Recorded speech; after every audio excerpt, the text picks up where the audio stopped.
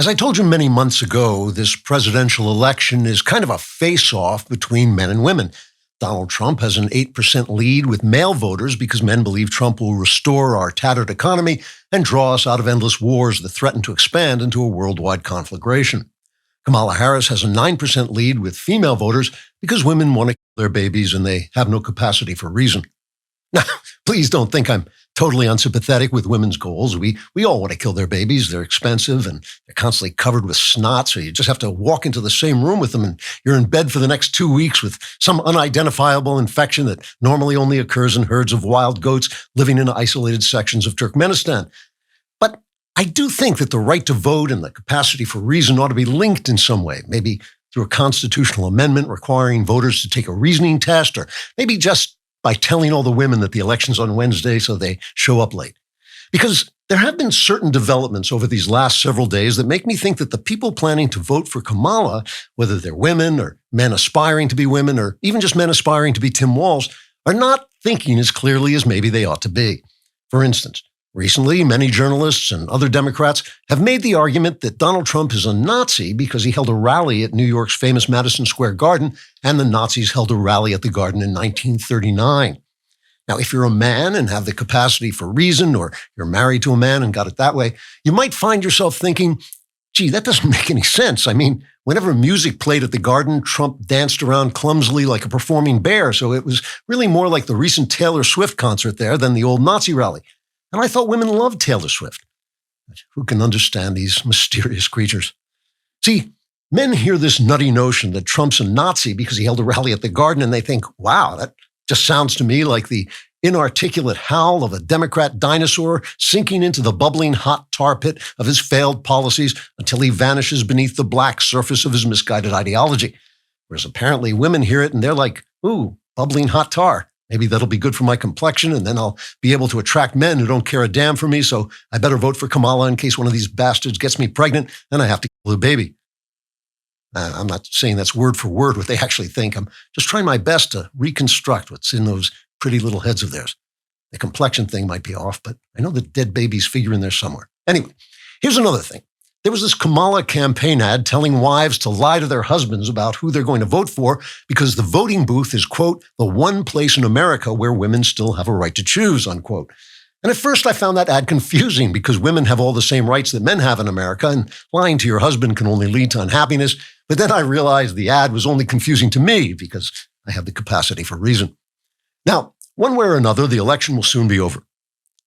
Unless it's not, and November just goes on forever with the women continually saying Trump is Hitler because he had a rally at Madison Square Garden, and the men saying, but sweetheart, that doesn't make any sense. And the women suddenly all cackling like Kamala Harris and shrieking, yes, because we killed the babies and now we're in hell where women have the right to vote.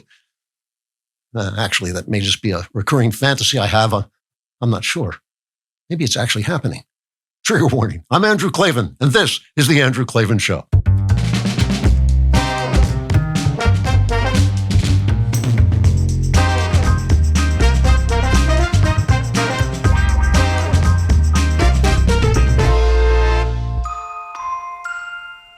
All right, we are back laughing our way through the last few days of the Republic. We have one last chance, and this time it's more important than ever to get 47% off your new DailyWire Plus annual membership with code FIGHT. Then make sure you're with us on election night. Our full coverage starts at 6 p.m. Eastern, and yes, we will be live all night until the winner's declared. Giving real coverage in real time on the night it really matters. Go to dailywire.com/subscribe. Use code FIGHT for 47% off your new Daily Wire Plus membership, and be here to watch history unfold live on Tuesday. November 5th. The night America's fate is decided. As the final votes are counted and a nation waits for the outcome, join us to break down the live election results as only Ben Shapiro, Matt Walsh, Michael Knowles, Andrew Klavan, and Jeremy Boring can. With special guests appearing live in studio, Dr. Jordan B. Peterson, Dennis Prager, and Spencer Klavan. Daily Wire Election Night 2024. Get real-time results and exclusive insights from the most trusted names in conservative media. This is more than an election. It's history in the making. Join the Daily Wire as each vote is counted, each state called, and each race decided. All right, the election is upon us. You're going to hear things about it on this show today that you won't hear anywhere else because no one knows what's going to happen, but I'm going to talk to you from my heart and mind about things I actually do know about. So what I say will be true, which will be a change of pace for everybody.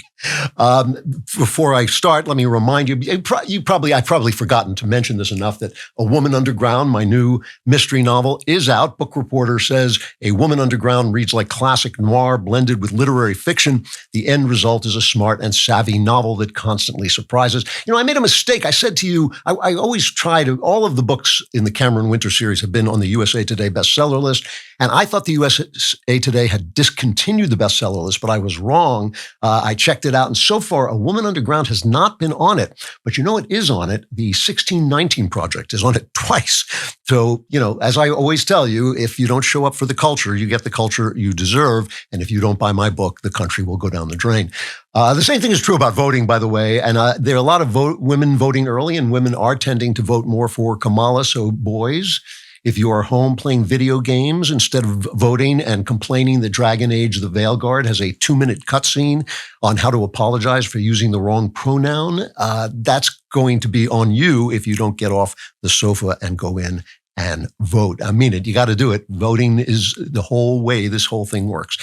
And no respect to Dragon Age. I'm having more fun not playing that game than I had not buying it. Also, if you leave a comment, and the comment is racist and sexist, like that incredibly offensive satire I did, which I disown completely. I meant not a word of it.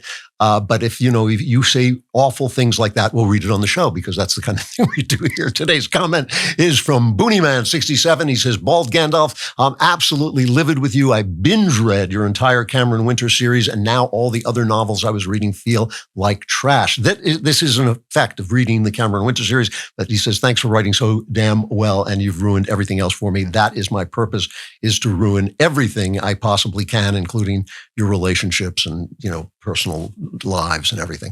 So let's get to today's episode, which is called Forrest Trump. And I will tell you why I called it Forrest Trump, because no one knows who's going to win the election. This is just the truth. I feel very optimistic. I feel that Trump could win the popular vote and the electoral vote. I have friends who are saying, he has a 1 in 6 chance or a 1 in 3 chance. They don't know either because he's sui generis. We've never seen anything like him before. We've never seen anything like this election before. And while my feeling is optimistic, I read the polls, and the polls have this on a razor's edge. The two candidates running neck and neck, and I just don't know, and nobody else knows what is going to happen. My feeling is based on a cultural assessment that the flow of information has undermined the elites and that they are still trying to stop it. They're doing everything they can to silence people, and what they don't understand is that only reveals to everybody who they are. And so people are seeing them, trying to censor us and putting people in jail who disagree with them and all this. And they think we don't see that anymore because they're so used to being wrapped in the shawl of the media, and they don't understand that the media has totally changed and now they're exposed. But while I am always right in my cultural assessments, sometimes my timing is off because no one knows the future. And so sometimes I'm a year ahead of my time, 5 years ahead. So maybe this effect is not going to show up in this election, but it has given me a lot of hope. So instead of making predictions that mean nothing, because I always hated people make these predictions, and if you get a 50-50 chance of being right, and then they're right and they think they're wizards, but no, it's just luck at this point. Nobody knows. But I want to talk about some things that I think are going to remain true no matter who wins. And the reason I called this Forrest Trump is Forrest Gump. You may remember if you saw the movie. It's a really good movie. I think it came out in 1994. It's based on a novel by Winston Graham, obviously. Won a lot of Oscars, obviously starring Tom Hanks, playing a guy. He's a guy, but he is a simple man. He's kind of low intelligence, even stupid. But he was supposed to represent the soul of baby boom America. That's what he represents as it was perceived by the filmmaker. He's simple and stupid like America, but he is, I'm telling you the thesis of the movie, but he's basically a decent person with a good heart. He has high qualities like courage and love. And even though he's dumb, he has this kind of folksy wisdom and so on. And all the movements and fads of the decades of the baby boom generation, whether it's jogging or creating businesses, all of them can be seen as an expression of this guy's basically good soul. And so he keeps stumbling into success. And that's kind of the picture of America. Trump also, to my mind, represents a version of the American soul. And I think it's a more realistic version of who we are, with both its flaws and its virtues. Like Trump, America is larger than life. We're crass and we're coarse, but that also gives us the opportunity and the ability to speak blunt truths that other nations don't. And that's just like Trump. Like Trump, we elevate money and success too much. We work too hard and we pay too much attention to people's successes. But that also makes us incredibly innovative and competitive and has created a capitalist society that has lifted the wealth of every nation in the world who has followed suit. You know, the Greeks, the ancient Greeks, created almost all the philosophy that has ever been. But the ancient Romans didn't. They built amazing roads and aqueducts that still stand today. And we're more like the ancient Romans. We're road builders. We build rockets that go to the moon. We build all kinds of things that nobody has ever built before. But we're not as cultured as the old Europeans used to be. Trump, just like that. And like Trump, Americans bend the rules, but we usually don't break them too badly. If Trump were an actual criminal, they would have found valid ways to indict him instead of the nonsense and crap they've drummed up to pin on him. And if America were as criminal and racist and evil as the left has been saying we are for 60 years, we wouldn't have achieved the levels of equality and multi-ethnicity that we have that are greater than any nation has ever achieved, maybe since ancient Rome, ever on earth. And like Trump, America has vast reserves of courage and strength and will not back down even under fire. Trump has demonstrated that to us and reminded us that that's who we are. And like Trump, we have no class because our country belongs to the people, not to the elites. And I always say this. I've said this from the minute I started the show. In many ways, I am an elite. My mom was a kind of wannabe WASP who taught her kids the kind of manners and interests that make us welcome among the privileged classes. I can walk into any room in the country and get along there. But my dad was a showbiz guy who loved his New York audience, which was made from people of every race and creed at every level of society.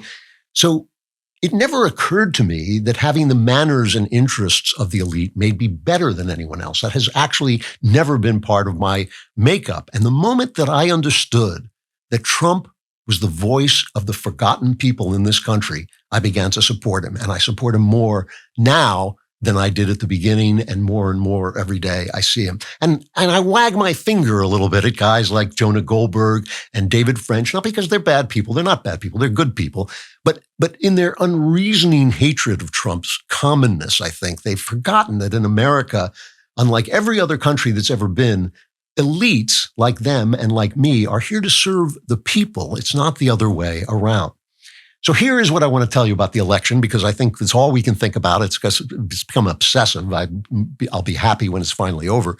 But whether Trump wins or loses next week, I think Donald Trump has already won. Just the fact of him coming back the way he has is a tremendous victory against the impeachments and the lies and the hoaxes and the name-calling, the things that have done to him, including shoot him in the head. He has come back to the point where he is a viable candidate. And that's true, I think, of the rest of us, because he's reminded us of who we really are. And after 60 years of being bullied out of loving ourselves, of being ashamed of our flaws instead of proud of our greatness, he has reminded us that we are a great nation with our flaws and with our quirks as well. You know, we had 60 years of a leftist culture that despises and disdains the people it's supposed to entertain and serve the way it used to. They call us deplorable. They call us irredeemable. They call us garbage now. And we've had 60 years of a puling right-wing Republican Party that trembled at their disapproval and wanted to win the favor of elites who hated them no matter what they did, which was not speaking for the country as a whole. After 60 years of being called racist, sexist, phobic, deplorable, Nazis, garbage, Donald Trump, with all his flaws, has reminded us how great we are with all our flaws. He has schooled a new political class, led now by J.D. Vance, that they don't have to cower in front of these low-life, pseudo-European elitists like the New York Times and the Ivy League adolescents who think they're better than the ordinary people who built their world and gave them everything they have.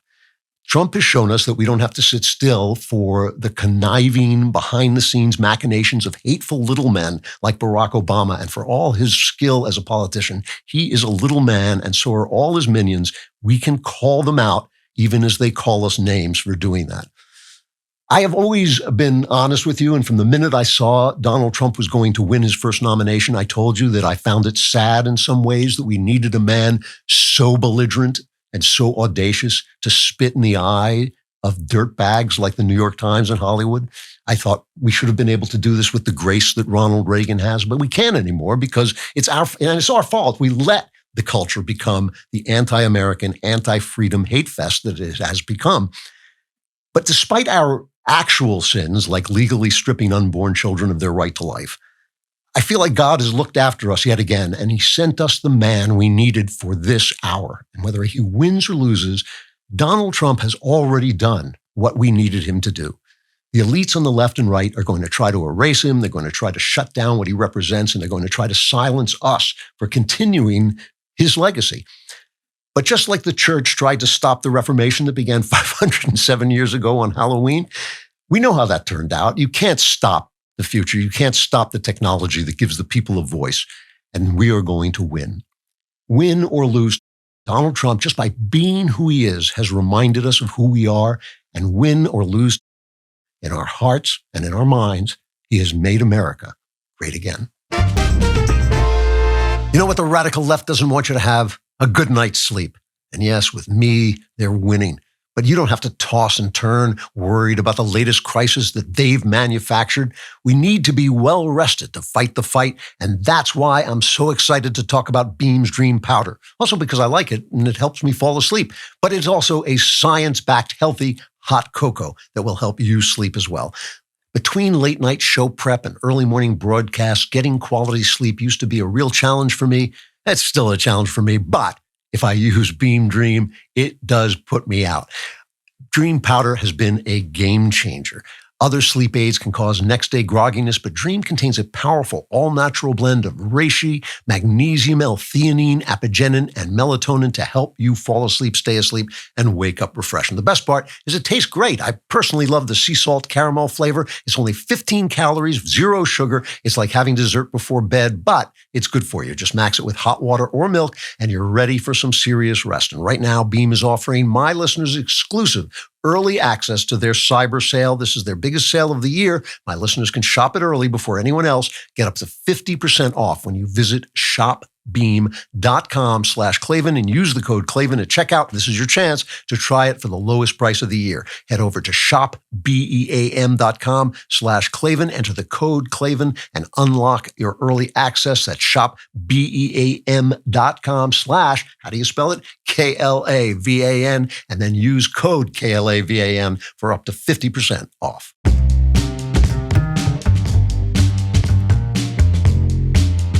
Chapter 1, We the Garbage.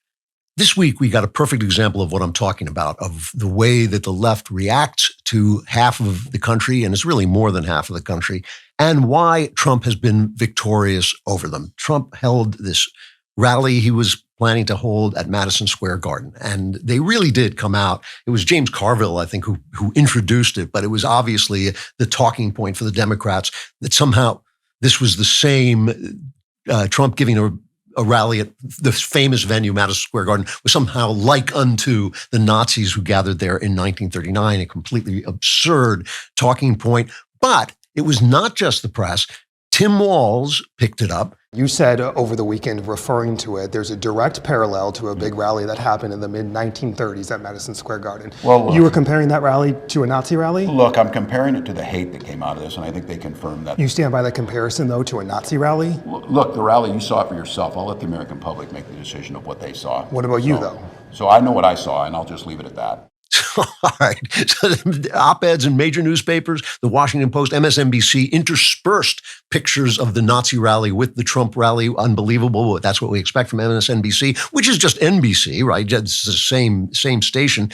But, you know, the Washington Post had this stuff doing it. And of course, the New York Times unearthed John Kelly, former chief of staff, somehow comparing Trump to Hitler, which is also hilarious when you think about what Hitler actually did, start a war that wiped out 3 to 4% of the population of the earth and murdered millions of his own citizens. You compare what Trump did, which was like cut taxes and regulations. It's insane. But Kamala made her closing argument statement, a speech that was, I thought, one of her best speeches at a very, very crowded rally in Washington, D.C., in front of the White House, where in Washington, D.C., it's just all Kamala all the time. And she ran with this idea that Trump was basically a dictator, and anyone who votes for him is therefore following a dictator. This is cut 3. And those who came before us, the patriots at Normandy and Selma, Seneca Falls and Stonewall, on farmlands and factory floors, they did not struggle, sacrifice, and lay down their lives only to see us cede our fundamental freedoms. They didn't do that only to see us submit to the will of another petty tyrant. These United States of America, we are not a vessel for the schemes of wannabe dictators. So petty tyrant, wannabe dictators. I love, by the way, comparing the Battle of D-Day at Normandy, one of the greatest battles in human history, to Stonewall, which was a dust-up at a gay bar with the NYPD. But never mind, let's put that aside.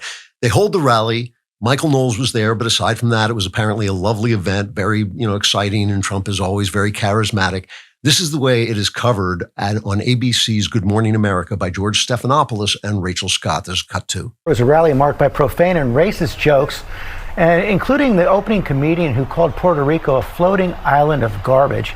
That comment provoked a lot of responses. Kamala Harris, J-Lo, and some distancing from Republican politicians. I want to go straight to Rachel Scott. She's going to start us off. And Rachel, you've been covering the Trump campaign since 2016. You've been at dozens and dozens of rallies. Never one like this. Yeah, George, I've covered almost every single rally that Donald Trump has had this election cycle, and his rhetoric has turned increasingly dark and filled with grievances. This rally in particular was supposed to be a homecoming for the former president. His advisors told me it's where he would start delivering his closing messages to voters. But all of that was completely overshadowed by comments that were vulgar and at times just outright racist.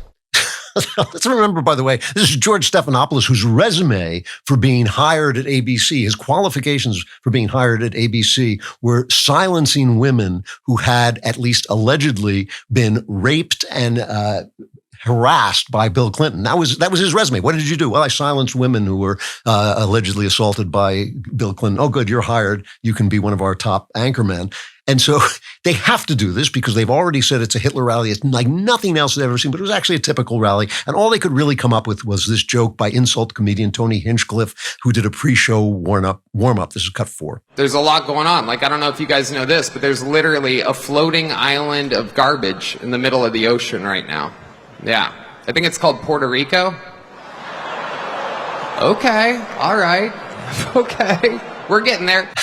So it was a bad joke, and people reacted to it as like a bad joke. But Jon Stewart, who, by the way, who failed to defend his friends at South Park when they got censored for an anti-Muslim joke, even though they were allowed to do anti-Jesus jokes, he actually stood up. And that was because they were all at Comedy Central, and Stewart said he didn't want to bite the hand that fed him. But Stewart said that Hinchcliffe was doing his thing. This is cut 5. Now, obviously, in retrospect, having a roast comedian come to a political rally a week before Election Day and roasting a key voting demographic, probably not the best decision by the campaign politically. But to be fair, the guy's really just doing what he does. I mean, bringing him to a rally and have him not do roast jokes, that'd be like bringing Beyonce to a rally and not have... Oh. Now, they made a huge deal out of this one joke. And they had to, because they had to make it look like this was a hateful rally. And then Joe Biden, in what was supposed to be a supportive phone call, Joe Biden, you may remember him. He's the president of the United States, even though he doesn't know where he's the president of the United States. And nobody knows who the president of the United States actually is, but he is apparently the putative president of the United States. He makes a supportive phone call for Kamala from the White House. And this is what he said about the Hinchcliffe joke, cut 6. And just the other day, a speaker at his rally called Puerto Rico a floating island of garbage. Well, let me tell you something. I don't know the Puerto Rican that I know, or Puerto Rico, where I'm in my home state of Delaware. They're good, decent, honorable people. The only garbage I see floating out there is his supporters. So Biden says that the Trump supporters are garbage. A guy on X named AC Rothstein compared this to Leroy Jenkins, which made me laugh so hard. I actually tried to explain to my wife what the joke about Leroy Jenkins is. And one of the many reasons I adore my wife is because she's way too elegant to ever understand the Leroy Jenkins joke. But he called supporters garbage, then tried to walk it back, put out a tweet saying that's not what he meant, issued a fake transcript, moving the apostrophe around to make it look like he was saying something else. And the news media chipped in and commentators chipped in, spokesmen chipped in to sort of defend him from what he was saying. Here's Andrew Yang, who pretends to be an independent, but he's a Kamala supporter. Cut 8. I don't think many voters buy that Joe Biden is actually referring to half the country as garbage. People know that Joe Biden is an 81-year-old who tends to garble a message, and that's why he's not the nominee anymore. But the Republican, but the Republican Party is grasping at it because they want to turn the page on the rhetoric that offended Puerto Ricans, and there happen to be 450,000 Puerto Ricans in Pennsylvania, and so that this is purely a political device. I don't think it sticks because everyone knows who Joe is and what this was. So here's the problem. First of all, Puerto Rico has a garbage problem. They probably got the joke more than the people at the Garden. But the real problem is this. Nobody who thinks about it really thinks that Donald Trump hates Puerto Ricans.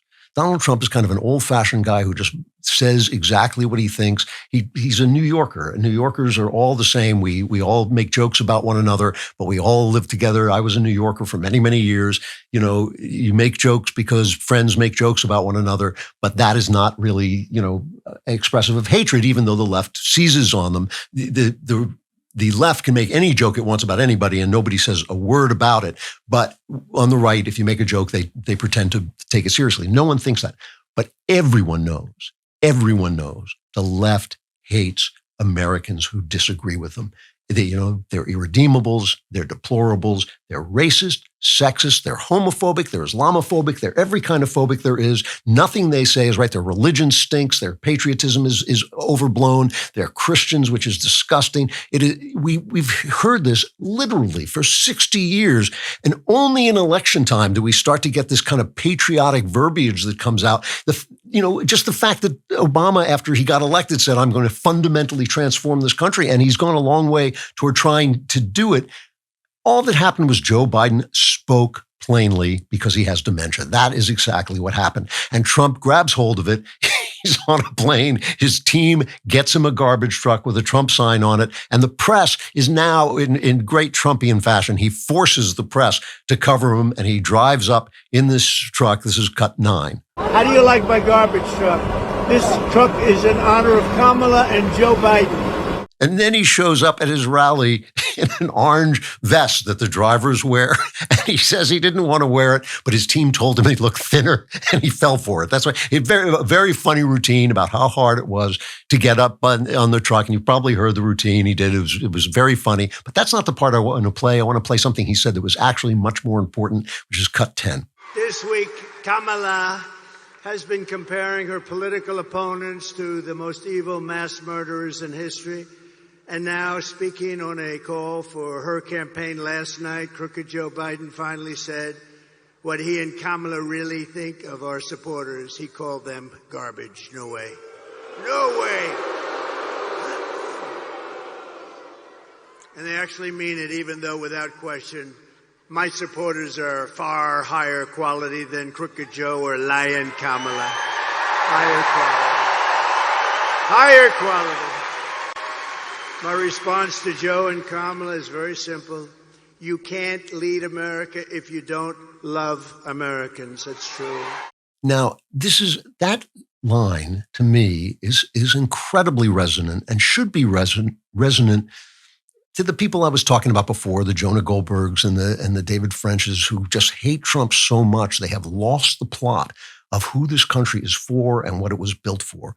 You can't lead America if you don't love Americans. I have said this before, that you can't believe in freedom if you don't believe in the people, because it's the people who are supposed to be free. It's not just the Ivy Leaguers who write for the New York Times who are supposed to be free. It is the people who think things opposed to the people who are at the New York Times. I mean, one of the things that's the problem, I know a lot of liberals, I talk to a lot of liberals, and they have so polluted the language and the culture with their ideas that they now believe that their ideas are the truth. So for instance, if I use a word like a cripple to describe somebody in a wheelchair, they think I'm being cruel.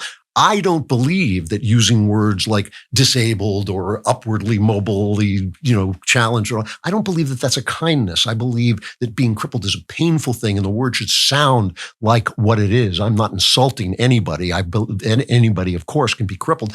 But if being crippled wasn't bad, Jesus wouldn't have healed cripples, right? I mean, it's a worse thing. It's a painful thing. Life is filled with painful things and they don't go away because we call being something else, being special. It doesn't make it go away. And I think that lying. And so I don't believe in lying. I believe in speaking the truth. And I don't believe it's cruel to speak the truth if you speak it with love, which I believe we should also do.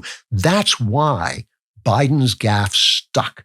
Because it's true. It reveals them. It's what they really think. It's why they lie about who they are. And only after they've won office do they say, we're going to fundamentally transform the freest, most powerful, most successful nation that has ever existed. Why would you want to fundamentally transform that? Because they hate it. They do hate it. And it's like, it's not all the Democrats. Don't think that. It's obviously not. It's just this elite class. And the fact that they have failed and their ideas have failed and they deserve to be removed from power and they deserve to be ignored. That's the thing that they can't stop. And it's why they have poured so much energy into trying to shut us up.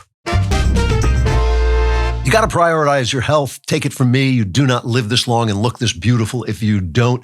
And you got to know where to start. And that's why I'm excited to introduce Lumen. Lumen is the world's first handheld metabolic coach. It's a device that measures your metabolism through your breath. All you have to do is breathe into your Lumen first thing in the morning to know what's going on with your metabolism, meaning whether you're burning mostly fats or carbs. Once that's been determined, you get an app and it gives you tailored guidance to improve your nutrition, workouts, sleep, and even stress management. Forget those one-size-fits-all diet fads. What sets Lumen apart is its ability to understand you on a personal level. I don't want to stress about what I should be eating the morning after I maybe eat a little too much or don't do the exercise that I'm supposed to do. Lumen has the ability to craft a personalized nutrition plan for each day tailored to my body's needs, and that is revolutionary. With Lumen, you're not just getting a device, you're getting a health companion. Breathe into it before and after a workout or a meal and gain real-time insights into your body's metabolic response. If you want to take the next step in improving your health and be as beautiful as I am, or maybe even a little bit more beautiful, who knows where you could go to lumen.me/Klavan to get 15% off your Lumen. That's LUMEN.me, ME/KLAVAN for 15% off your purchase. Remember, there are no E's in Klavan. I just make it look this easy with the help of Lumen, who is sponsoring this episode.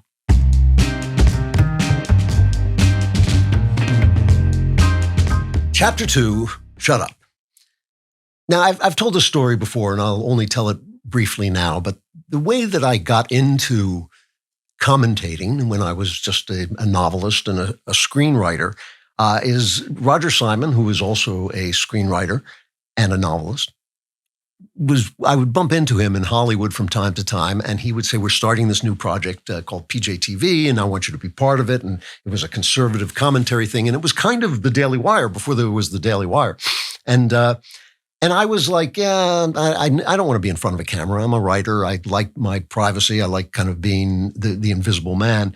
And I keep bumping into Roger, and Roger would keep bugging me about it. And he would finally said to me, just go on and watch.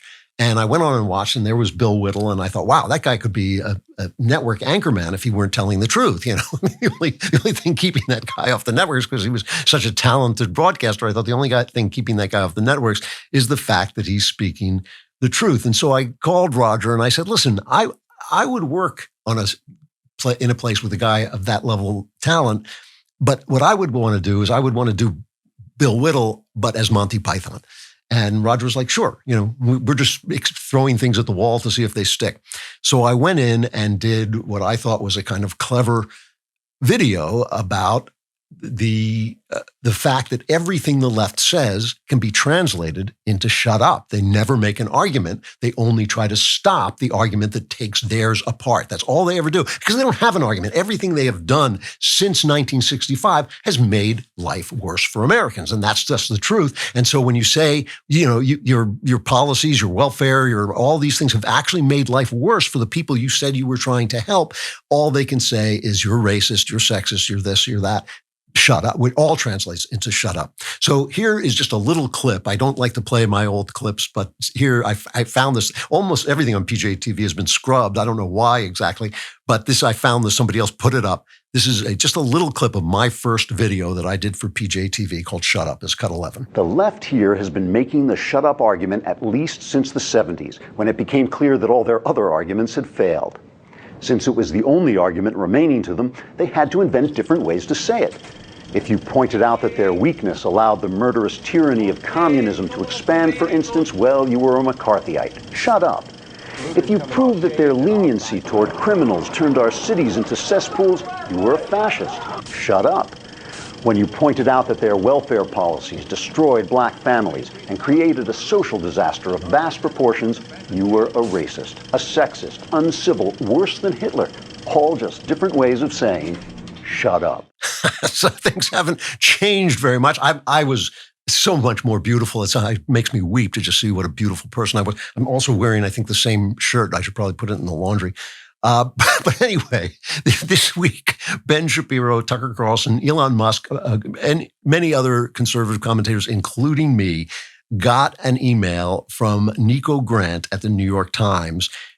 It was basically a mafia email. It was like a nice commentary you got there. Shame if anything should happen to it. I'll just read a little bit. I want to give Andrew Klavan an opportunity to comment for an upcoming article that takes a look at how political commentators have discussed the upcoming election on YouTube. If there is a better email address, we rely on data compiled by researchers at Media Matters for America, which we have independently verified. Media Matters identified 286 YouTube videos from 30 channels between May and August that contained election. Now, you all know Media Matters is a left-wing hit site. It was started by David Brock, a left-wing hitman. It's got funding from George Soros.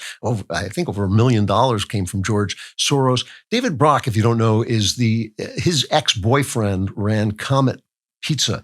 And Cheryl Atkinson, the CBS investigative reporter who was basically forced out of CBS for doing the same kinds of stories on Barack Obama that she had done on George W. Bush, exposing bad things that those two administrations had done. So she was forced out because they were protecting Obama. That was shutting her up. She wrote a book, I think it was called Smear, where she suggested that Pizzagate, the idea that Hillary Clinton was running, it was an elaborate, silly idea, was Hillary Clinton was funneling children for pedophilia through this pizza place, which was absurd, but it caught on among crazy people on the right. And somebody finally went in and shot up the pizza place. And that's when Obama started making speeches saying, we've got to censor the internet because it's Wild West. Anybody can say, it's almost like people have the First Amendment right to free speech. Anybody can say, and that was when he made his move, which has continued a long way. There's an article in City Journal talking about the systems he has set up within Homeland Security that Obama set up that have been used to try and cancel people who say things that Barack Obama and his ilk don't like. So this is part of that, okay? And what Cheryl Atkinson suggests, she can't prove it, but what she suggests is that Brock essentially invented the Pizzagate scandal, knowing the right would pick it up and then going to use that as an excuse to silence the right. So that's who they're using as their source, Media Matters. And what's my crime? This is what the letter from Nico Grant says. Mr. Klavan parodied President Biden in a video while falsely claiming he sought unlawful votes. And then they quote me saying, imitating Joe Biden, pretending that Joe Biden is speaking in one of my opening satires, we had to change all the voting rules and let illegal immigrants and small animals and even some insects send in their ballots before I could win. And this is my great crime. Now, the point of this And then they ran the piece. They ran a story, election falsehoods take off on YouTube as it looks the other way, essentially pressuring YouTube, as they are also pressuring Facebook, to take us off the air if we should challenge the election results. And I'm speaking as somebody who gets a lot of flack from the audience for not challenging the election results. I thought the election was unfair in the sense that the media silenced things like the Hunter Biden laptop story with the help of the government and the help of the FBI and the help of former CIA agents. I thought that was tremendously unfair, but I have never bought into the story. At least I've never been convinced that we have proof that the election was stolen in the way that people were claiming it was. So I was never part of that. But still, I believe people should be allowed to say all these things. And I want to remind the people at YouTube and Facebook, if anyone is listening, I want to remind them that you guys are now very, very powerful guardians of the First Amendment. You're not guardians of people's opinions. You're guardians of the First Amendment because the First Amendment is just a piece of paper unless the culture supports it. And that is an incredibly important thing, right? And remember, YouTube, Facebook, you censored people who called out the lies of Anthony Fauci, and they were right, and you were wrong. You censored people who objected to children having their bodies altered irrevocably over a transgender idea that has no science behind it whatsoever. And because of that, because that was allowed to, people who objected to that were kept back. It took us a while before we could stop children being in ways that would have put Joseph Mengele, the evil Nazi doctor, to shame. You know, there's an ad for Kamala Harris that I referenced in my opening satire where they tell wives to lie to their husbands about who they vote for. It's only 30 seconds. Let's play that. 16. Your turn, honey. In the one place in America where women still have a right to choose, you can vote any way you want. And no one will ever know. Did you make the right choice? Sure did, honey. Remember, what happens in the booth stays in the booth. Vote Harris Walls. So wives, your husbands don't respect you. They don't respect your ideas. And so you should lie to them to vote for Kamala Harris. George Clooney went on one of the late shows and told men they should lie to their friends if they're embarrassed for voting for Kamala Harris. So you're supposed to put your loyalty to people in power, people that George Clooney, a movie star, wants in power over your loyalty to your spouse and your friends, and their opinions don't count as much as the opinions of movie stars and Kamala Harris's campaign staff. The thing is, you know, George Clooney, you're in America now. You're not in Italy anymore in your mansion. This is how we do things here. And here we listen to our friends and our spouses more than we listen to people on television, rich people on television and, you know, politicians. And I just want to say to Facebook and YouTube, you know, that I know you're under this tremendous pressure. I know, for instance, YouTube is run by Google, and I know you're all very liberal people over at Google, and I know you're under scrutiny from the government for being a monopoly, and maybe you think you can buy your way out. But I want to remind you also that Twitter was the one who did a lot of the censoring, kicking Trump and the New York Post off Twitter, and now there is no Twitter. So, you know, whether you censor us or not, Donald Trump may win, and then you're going to have to face the guy that you were trying to stop. And really, as Americans, truly, your job should be to maintain free speech. Nobody wants to lie, and nobody wants to accuse people of things they didn't do. But still, in politics, let me put it to you this way. There are people on the right who I believe have been reckless in accusing people of cheating. I think that's true. But who do you think is going to find out? We know that people are corrupt. Everybody. I'm not singling out the left or the right, but everybody's corrupt. Everybody tries to cheat. Not every person, but all sides do that. Who is more likely to protect the integrity of our elections? Paranoids who go too far in criticizing people, or big government authorities who don't want to say what's going on in an election? I mean, we need the people to speak. We don't really need to hear Kamala Harris's opinion. We don't need to hear Donald Trump's opinion. We need to hear the people who the New York Times and other big venues want to make shut up. I do not think that YouTube, Facebook, and any other social media should participate in the shut-uppery that has been the left's strategy since all their policies failed. The radical left's stance on abortion has reached alarming levels, from supporting free abortions to even advocating for infanticide. We're witnessing an unprecedented assault on the sanctity of life. This isn't just politics. It's a moral crisis. But there is hope. PreBorn, the nation's largest pro-life organization, is fighting back. They're strategically positioned in high abortion areas, offering a lifeline to women and their unborn children. When you join forces with PreBorn, you are protecting the greatest victims in our society, babies in their mother's womb. Over 300,000 babies have been saved through PreBorn's efforts.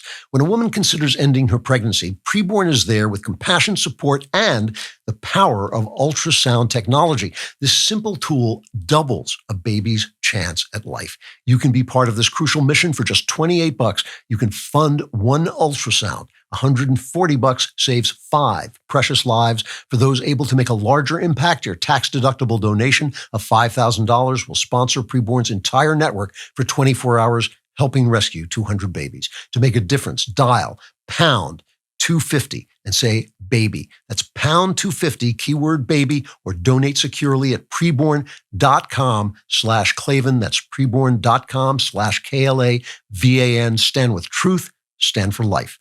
Dial pound 250 and say baby, or visit preborn.com/Klavan today.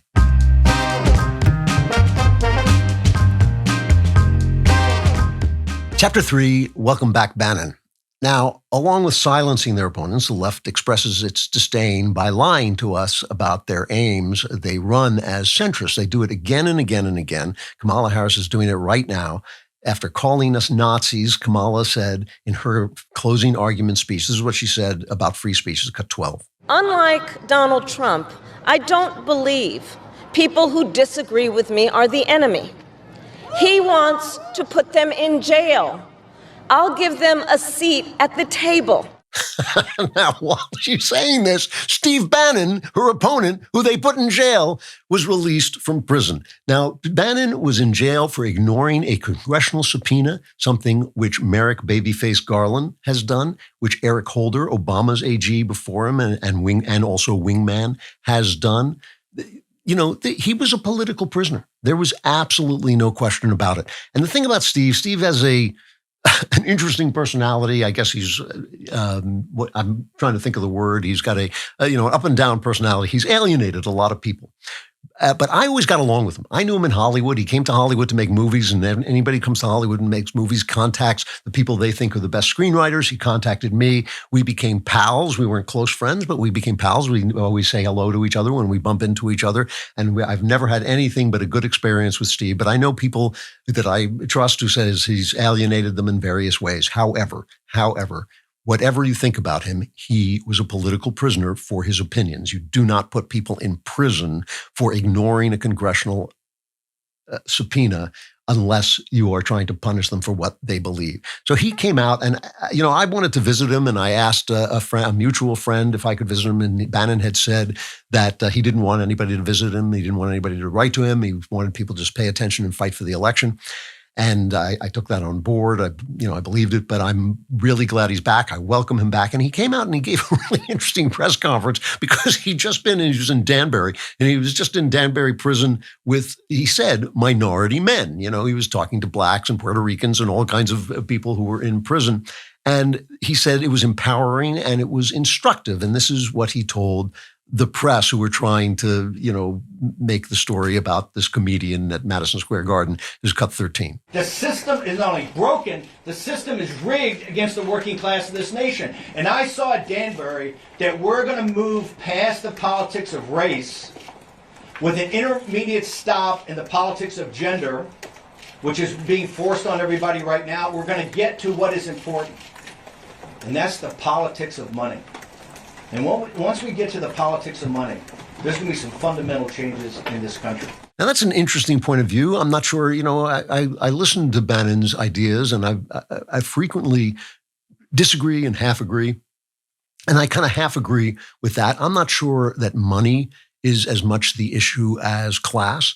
I think that there is this class difference in America of people who consider themselves elites in the old European style. I think Barack Obama is one of them. He doesn't come from an elite background, but that's the thing about America. You can rise into the elite, but he certainly is a Ivy Leaguer, who thinks that he has ideas that are better than the ideas he hates. And he's very open, really, about it, about thinking America is the problem. You don't fundamentally transform something you love. You don't marry a woman and say, oh, honey, now that we're married, I want to fundamentally transform you. You marry her because you love what she is. And I think that this is the way that all the people at the New York Times, these people have, so many of them are children who are of the wealthy, who have been to Ivy League schools, who know nothing about what it means to be a working person, who completely don't know anything about what it means to really face bigotry. Because if you have ever lived outside this country, as I have, you know that America is the least bigoted country on earth. We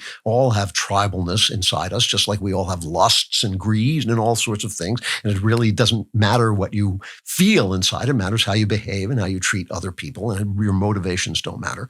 But I think that Steve is right about one thing, is this politics of race and the politics of gender and all the politics that they've been throwing at us, that they have now convinced themselves is true. They've convinced themselves that Donald Trump, who's just a loudmouth New Yorker, who sort of represents that part of America that says what's on its mind, even when it's untoward and even when it's not polite, they've convinced themselves that this is the heart of darkness. And the reason this serves them is because it turns the working class and the underclass and the class of people like me who believe in the people more than I believe in the elites, it turns us against one another. It makes us apologetic. It makes us afraid to speak our mind. It makes a white guy afraid to turn to a black guy and say, hey, I got some problems with the way black people live. And black people makes a black guy maybe a little bit too aggressive in saying, you whites are this way. We all feel this way about each other. We all hate each other. That's why we're here. We're here to hate each other and throw insults at each other, but hopefully with a sense of humor so that we don't take it too seriously and we get it off our chest. But instead, they want to turn us against each other. And I've said this a million times because I don't believe that most people who vote for Democrat candidates are as bad as the candidates. I think that's why they run in the center. They run in the center because most Democrats are more centrist. And with most Democrats, we could sit down and have a conversation and reach some kind of agreement where both of us were a little bit unhappy and both of us got a little bit of what we want. But you can't, because of this radical left contingent, which now runs the Democrat Party. And nothing that Donald Trump says is radical. People keep thinking it is because the way he says it is radical, but nothing he really says. He's very centrist. He's really further to the left than I am. So all I want to say is basically what Steve Bannon is saying is that a new day is coming. And I think he's right about this. And let me talk about that in the final chapter.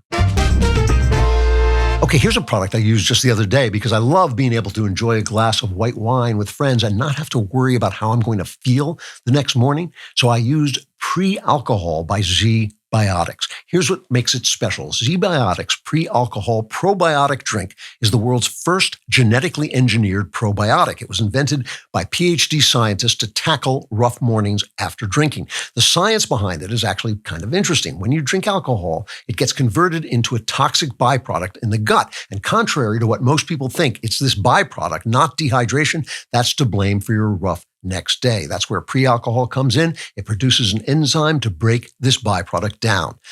Every time I have pre-alcohol before drinks, I notice a difference the next day. I don't drink heavily. You don't have to drink heavily to make you feel a little bit bad in the morning. But after a late night of dinner plans, I can confidently plan on feeling on top of my game the next morning without worry. Just remember to make ZBiotics your first drink of the night. Drink responsibly, and you'll feel your best tomorrow. Go to ZBiotics.com/Klavan to learn more and get 15% off your first order when you use Klavan at checkout. ZBiotics is backed with a 100% money-back guarantee. So if you're unsatisfied for any reason, they'll refund your money, no questions asked. Head to ZBiotics.com/Klavan and use the code Klavan at checkout for 15% off. How do you spell Klavan? It's Klavan.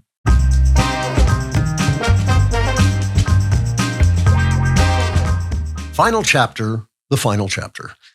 I've been saying for a long time and telling you for a long time that we've come to the end of something, and part of it is just generational. My generation is passing on. I'm not going anywhere. I will be with you for all time.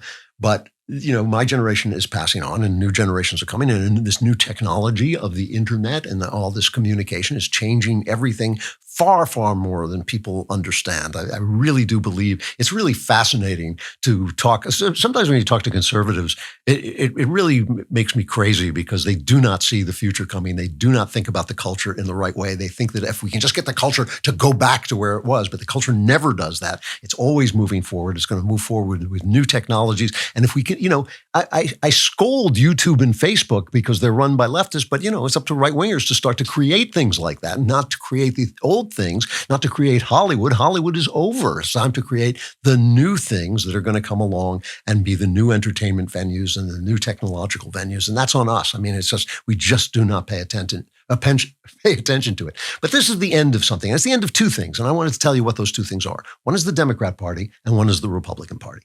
The Democrat Party is finished. The efforts that Barack Obama, who's kind of the secret dean of the Democrat Party, in my opinion, all of the things that he has put in place are to silence people, to make sure there's only one party. He wants Puerto Rico and D.C. to become states so they'll have a permanent majority. He wants to silence everybody. He wants to have this misinformation, hate speech, silence. I just don't think that didn't work for the Vatican when they were trying to stave off the Reformation. I don't think it's going to work for the New York Times, which is today's Vatican, against the Reformation that has come about because of the internet. I just think that is over. I think people are getting sick of it. I think already the woke tide is turning back, and I think a lot of tides are going to turn back, and all they have left is force and silence. And I'm sorry, but that just usually does not work in America, and it doesn't work in the left. And the other thing that's over is the Republican Party. The Republican Party has already gone. And one of the reasons people hate Trump is because they kind of like the comfortable Republican Party of George W. Bush and his father, George Bush, kind of apologizing for their conservatism. I'm going to be a kinder, gentler conservatism. I'm going to be compassionate conservatism, which really was not necessary. We didn't really need compassion from a system which made us the richest, most powerful, freest country on earth. We didn't really need to bring that compassion in there. They were just kind of reacting to the press. They were apologizing to these people who hate us, who think we're garbage, who think we're deplorable. We've got to stop. We've got to really imitate Trump in this. We don't necessarily have to imitate him in everything, but we should imitate him in fearlessness, in talking back to these people and telling them they are the ones who are in the wrong. And so Bannon's right, certainly, that, we're going to start to talk about, money more, and why does my money belong to the government? Why, whenever I hear the government say we are investing in this, we're investing in that, I think, why are you investing my money? You didn't create that money. I created that money. I created that wealth. Why are you investing it? There was a really interesting letter from Jeff Bezos. You probably heard about it. Bezos, the Washington Post, the LA Times, and USA Today have all refused to endorse Kamala Harris. And I think the reason for this is it's quite clear she is not up to the job of being president, no matter whether she wins or not. She is she's obviously a very dopey person who doesn't really have a theory of anything. I have a lot of friends who think she's drinking or on drugs. I don't know anything about that, but she certainly, when she talks like that. She talks absolutely, the stuff that comes out of her mouth makes no sense. She can't think on her feet. She's in no way capable of understanding the complex and very, very dangerous international situation that we're in. And so, I think that the reason the papers don't want to be attached to her is if she wins, they don't want to say, oh yeah, and we endorsed her. They don't want to be stuck with that. But Jeff Bezos, who started Amazon, and God bless him for that. He may get into heaven for that. I'm not sure. But that, Amazon is a wonderful site. I love what they do. But more than 200,000 people canceled their digital subscriptions to the Washington Post after they said they weren't going to endorse, because once you become a left-wing rag, as WAPO has, WAPO is virtually a spokesperson for the CIA at this point. The New York Times, same thing. These are left-wing rags. Once you become that, all the right-wingers stop reading you. And when you then say, gee, we want to tack to the center because we've lost the people's trust, all of those people dump you. I mean, it's the same thing as audience capture. We have the problem on the right, too, where if I say something to you that's true, but you don't want to hear it, I lose audience, too. And it's very difficult, if you want to bring the truth to people, you have to be able to brave the people who don't want to hear the truth. So Jeff Bezos wrote a letter saying that basically newspapers had lost the trust of the people. He said, we must be accurate and we must be believed to be accurate. It's a bitter pill to swallow, but we are failing on the second requirement. Now, I think they're failing on the first requirement, not because what they say is inaccurate, but because of the things that they don't say that cause what they say to be inaccurate. They do not report on the foibles of the left. They cover Watergate, but they don't cover the rapes and malfeasance that took place in the Kennedy administration. They have been doing this for a long time, but it's just gotten worse and worse. Bezos tells the people, most people believe the media is biased. Anyone who doesn't see this is paying scant attention to reality, and those who fight reality lose. Reality is an undefeated champion. And the thing is, the press is losing. He's understanding, and billionaires do have this thing about reality, because that is one of the ways you become a rich person and run a place like Amazon that works as well as it does. You know, the media is losing its credibility, has lost its credibility with everyone except the people who agree with them, which is basically Democrats. So they've lost the credibility. They are now below Congress in trust, which is amazing. And the reason is because they lie. And they lie by what they don't say. They lie by what they do say. They lie by who they silence. They lie by who they hate. You know, I wrote an editorial for the LA Times. It was kind of a snarky editorial. I wish it had been written more seriously, but many, many years ago, it's got to be 20 years ago, where I said to the press, you want to get credibility back, hire some conservatives. We have to start talking about the things that everybody believes. We have to stop censoring, looking for reasons to censor. We have to stop using terms like hate speech and misinformation for things that are simply opinions. We have to start talking fearlessly. We have to start being more like Donald Trump and talking without being afraid of what we're going to be called. We don't need to hate one another. We really don't. I mean, this country, the people in this country are not garbage, left or right. They really aren't. It's the elites. The elites. The garbage floats. Garbage floats to the top, and that's what's happened in this country. But we can't let the powerful hold on to power by making us hate one another. Everything made by mortal man dies. Every country eventually dies. One day, America will die. But this is not that day. We have to be reminded, and we have to let Donald Trump remind us that for all our flaws, and we are so many, and we are so free that we have so many flaws, and we let our flaws hang out, for all of that, we are still the last best hope of humankind, because we have remembered who humankind is. It's all of us, and we deserve to be free, and we deserve to speak, and we deserve to have our opinions even when they're ugly, or even when they're deemed ugly by the people in their palaces. Donald Trump has reminded us of this. We cannot forget it, no matter what happens on Tuesday. And if we remember, then no matter what happens on Tuesday, we will win. All right, by now you've definitely heard Am I Racist, our box office hit, and the top documentary of the decade is streaming exclusively on DailyWire Plus. We know you want to watch it, and DailyWire Plus is the only place you can. Right now it's easy. Get 47% off a new membership with code FIGHT. That gets you access to Am I Racist, the movie that shocked the box office, stunned the left, and tore apart DEI. You want to know how Matt Walsh pulled this off? He breaks it all down with exclusive bonus content, taking you behind the scenes on how the greatest troll against the left in history was done. Plus, there's a deleted Johnny the Walrus scene Matt didn't show in theaters. The only way to see it all, Daily Wire Plus. Get 47% off now at dailywire.com/subscribe with code FIGHT. Klavan Klapbacks. Shut up. I love that guy. He's hilarious. All right. The first clapback is from Easton. He says, greetings, a wise one. I'm 24, married to my high school sweetheart, and we just welcomed our first child into our lives. Well, congratulations, Easton. Big, big deal. And it really is a beautiful, beautiful thing. It is the one thing in life that means anything as you get older.